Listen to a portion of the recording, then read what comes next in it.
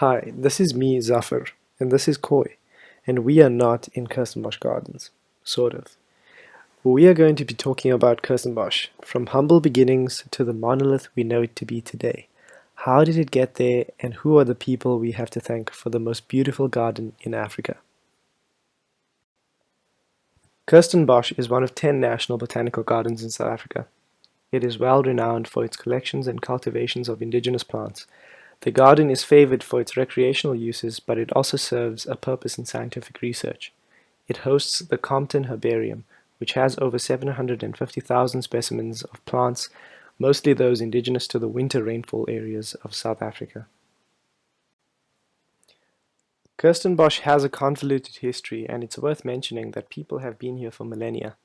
Hand axes and stone implements have been found right here in the gardens, a sign that people have been using this land for millennia. By the time the Europeans first sailed around the Cape in the late 1400s, the Khoikhoi people were using this land and had been here for about 2,000 years. We know that the vegetation here has been forested for a long time, which is why by the mid-1650s these forests were used to provide firewood to the growing Cape settlement built by the Dutch East India Company. This hedge of wild almond trees is one of the remnants of that era and can still be found in the garden today.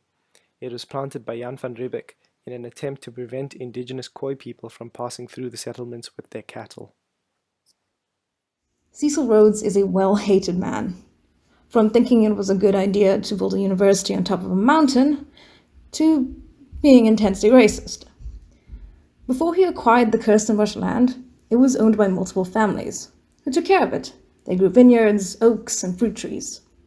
Although, after it got into his grubby little hands in 1895, it became nothing more but a pigsty. Literally a pigsty. The gardens were run down with weeds and pigs lounging in pools. Fast forward to 1911.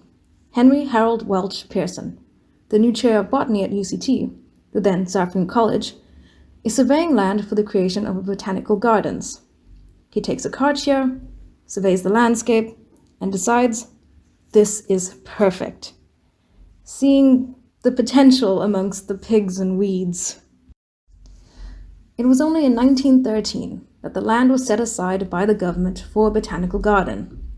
Being given an annual budget of £1,000, this is excluding the director's salary. Nonetheless, H.W. Pearson took the position as the first director of the Kirstenbosch Botanical Gardens. He even moved into one of the dilapidated buildings with his wife, which was described as 2 rat-infested rooms, damp in the winter, dusty in the summer. The first ever plant collection at Kirstenbosch was actually Pearson's personal collection of cycads, which forms the foundation of the living collection of cycads around Little Me on the screen. He and his team proceeded to plant ferns and streptococcus, then cleared out the main lawn and laid out the foundations of the koppie, which is this drained rocky outcrop that mainly houses pelargonium species. Through hard work and a lot of gardening, Kirstenbosch was steadily becoming the thing H.W. Pearson envisioned, despite the low funding. But all good things come to an end, and some things sooner than later. In 1916, 3 years after getting the land, H.W. Pearson died of pneumonia. He was only 46 years old. This is an Atlas cedar tree. It arrived from the Royal Botanical Gardens as a seed in August 1916, the year Pearson died.